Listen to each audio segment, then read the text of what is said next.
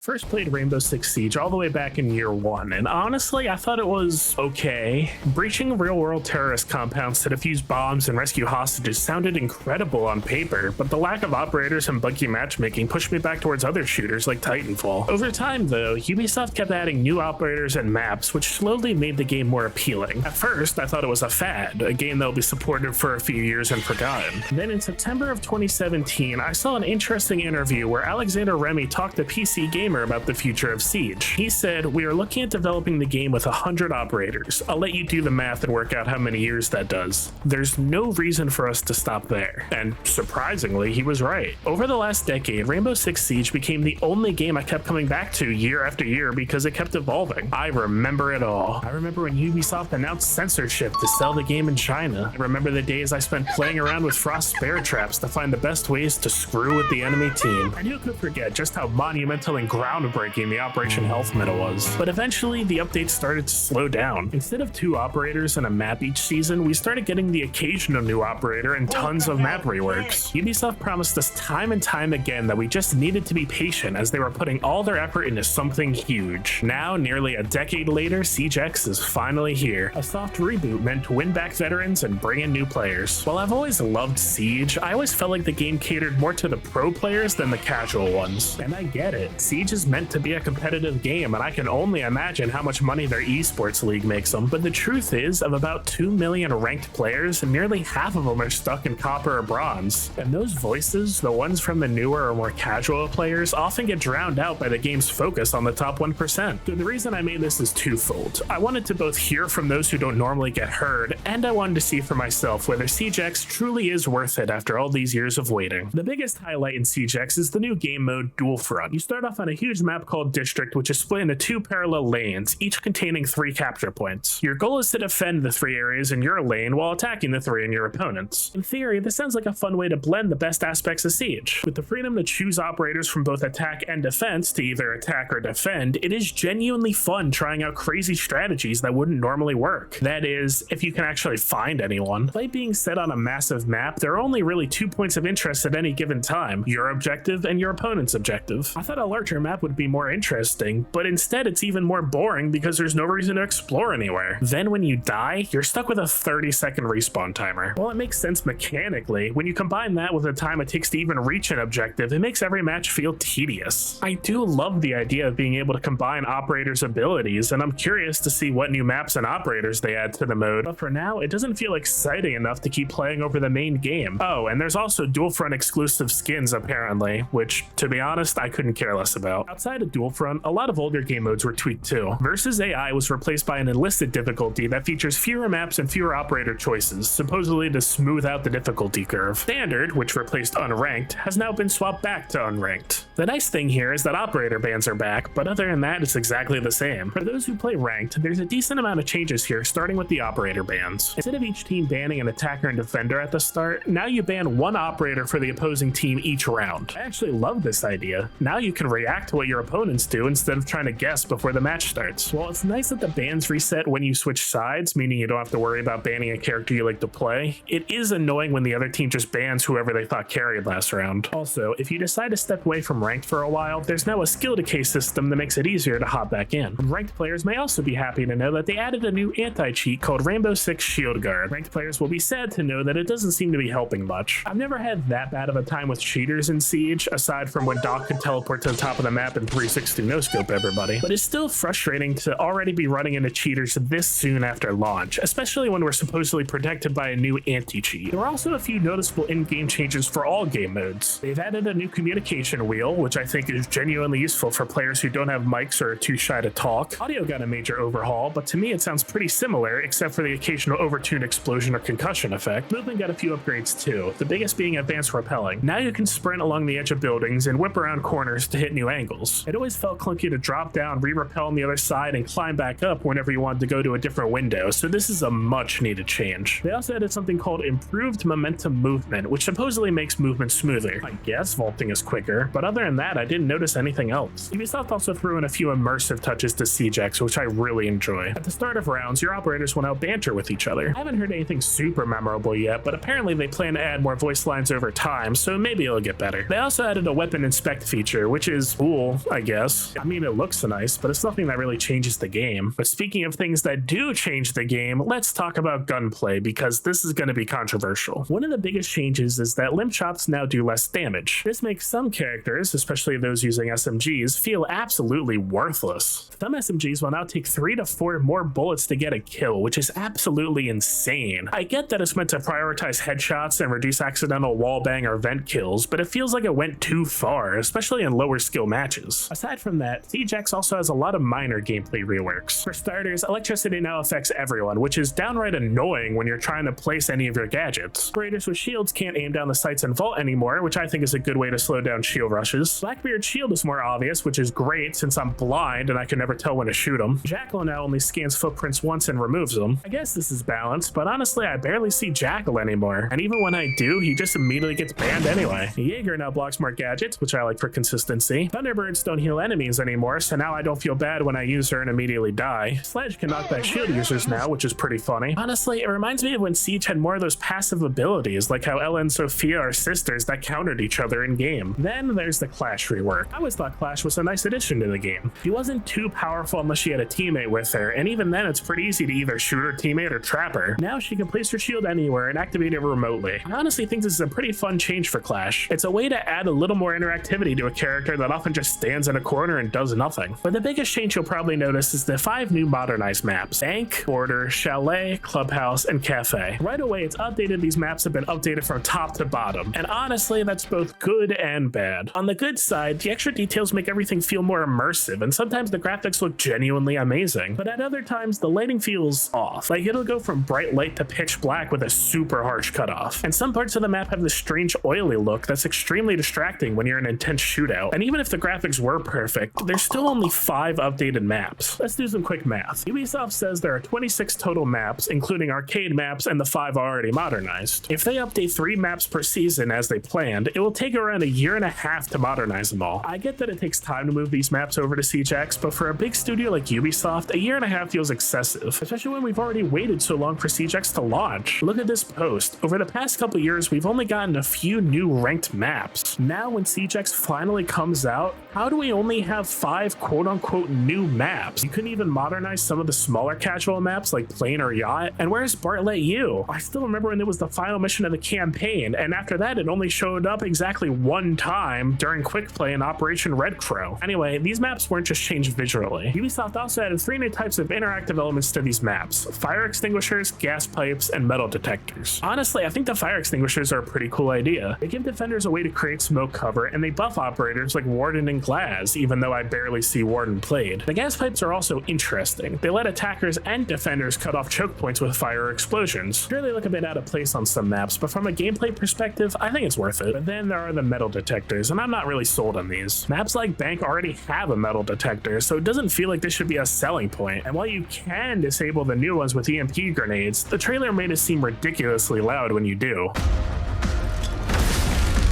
This feels like they're just trying to take an old gimmick and rebrand it as a new feature. Aside from those main changes, there's a ton of miscellaneous ones that are also worth mentioning. Ubisoft added an esports tab, which is probably cool if you like esports. They also added veteran rewards, which is a nice gesture, even though I didn't get my first year rewards because I lost access to my old account. These are kind of cool, I guess, but nothing that really blew me away. One of the better changes, in my opinion, is the new clearance level system. It's a less confusing way for new players to unlock operators, modes, and currency by leveling up. At least it's way simpler than that old recruit pass system they sold on Steam. Also announced that every season will have 2 events, which could be fun. Honestly though, the seasonal events are usually kind of meh, so while I'm cautiously excited, I'm not getting my hopes too high. Especially since, looking ahead, there's not too much else to be excited about. In Season 3, we're supposed to get a brand new Swiss Defender, a new weapon, and an update to Dual Front that adds a new neutral sector. We also modernized the next 3 maps, Nighthaven, Lair, and Consulate, which don't seem like the most popular picks. There's also a Siege Cup event, more visible opponent stats, and even a new Halloween event. Then in Season 4, they're planning an operator rework for a Pathfinder attacker, plus a brand new cross-operator weapon. There'll be 1 fully reworked map, which, surprise surprise, won't hit ranked right away, alongside 2 modernized maps, Theme Park and Skyscraper. Not only do these maps look like Overwatch rechecks, but come on, these 2 get banned every time I see them in the map pool. Why are these the first to get reworked? They're also adding training and onboarding updates, like AI teammates that actually move, and more ranked improvements. There's also going to be a testing ground for new ideas, starting with changing the speed and diamond armor of operators. For all the years I spent waiting for Siege X, the update feels disappointing, and it definitely doesn't feel worth the wait like Ubisoft promised. Sure, we got new updates, but we also got more glitches, the cheating problem still isn't better, and the monetization somehow got even worse with pricier battle passes, loot boxes, bundles, and that new membership. Plus, it feels like some old issues actually got worse. I always knew the skill-based matchmaking was a little off, but it's getting ridiculous when I end up matching against diamond players while I'm sitting in copper 5. And yet, despite all my frustrations, I'm still optimistic about Siege's future. Yeah, it sucks how long we waited, and it sucks even more knowing we've still got another year and a half before all the maps are modernized. But what I keep seeing is people turning that frustration towards the new players, the ones who accidentally team kill you, or reinforce the rotate, or run in front of your shots. But if we really want this game to improve, we should try to welcome new players instead of driving them away. As I said at the start of this video, Siege X was meant to be a fresh start for both veterans and newcomers. And if you look at the current Siege player count, it might be a bit lower than I hoped, but there's still more newcomers now than there has been for a while. Right now is the best shot we have to help new players acclimate and actually enjoy the game. So, is this update disappointing? Well, yeah, but I also think that this can be an excellent opportunity for Siege. Thanks for watching, and until next time, peace out.